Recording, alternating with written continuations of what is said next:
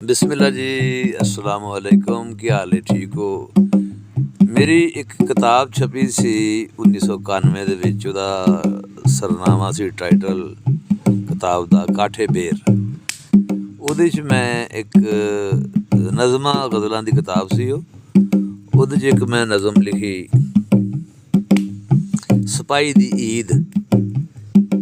ਜੋ ਈਦ ਆਉਣ ਵਾਲੀ ਹੈ, ਤਾਂ ਮੈਂ ਕਿਹਾ ਚਲੋ ਸਿਪਾਹੀਆਂ ਨੂੰ ਟਰਾਈਬਿਊਟ ਪੇਸ਼ ਕਰਨੇ ਆ।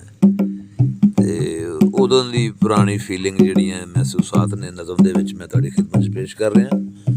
ਔਰ ਸਾਰੇ ਸਿਪਾਹੀਆਂ ਵਾਸਤੇ ਅਰਜ਼ ਕੀਤਾ ਹੈ। ਸ਼ੈਂਪੂ ਦੇ ਨਾਲ ਬੋਦੇ ਧੋ ਕੇ ਜੀਨ ਦੀ ਪੈਂਟ ਚੜਾ ਲਈਏ।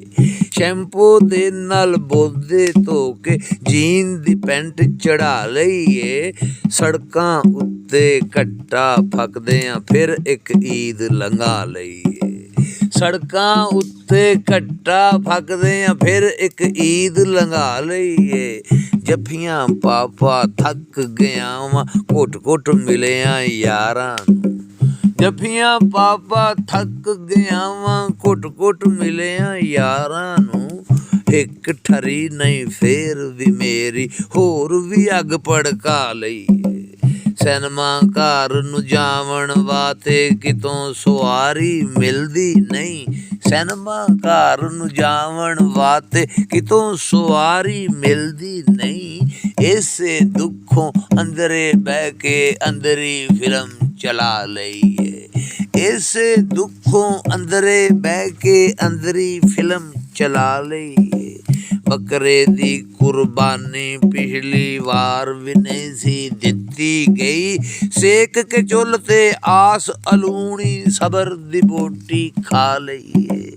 ਸੇਕ ਕੇ ਚੁੱਲ੍ਹ ਤੇ ਆਸ ਅਲੂਣੀ ਸਬਰ ਦੀ ਬੋਟੀ ਖਾ ਲਈਏ। ਮੰਗਤਿਆਂ ਅੱਗੇ ਸੁੱਟ ਆਇਆ ਵਾਂ, ਦੇ ਆਇਆ ਕੁਝ ਮੁੱਲਾਂ ਨੂੰ। ਮੰਗਤਿਆਂ ਅੱਗੇ ਸੁੱਟ ਆਇਆ ਵਾਂ, ਦੇ ਆਇਆ ਕੁਝ ਮੁੱਲਾਂ ਨੂੰ। ਈਦੀ ਮੰਗਦੇ ਬਾਲਾਂ ਵੱਲੋਂ ਵੇਖ ਕੇ ਨੀਵੀਂ ਪਾ ਲਈਏ। ਈਦੀ ਮੰਗਦੇ ਬਾਲਾਂ ਵੱਲੋਂ ਵੇਖ ਕੇ ਨੀਵੀਂ ਪਾ ਲਈਏ।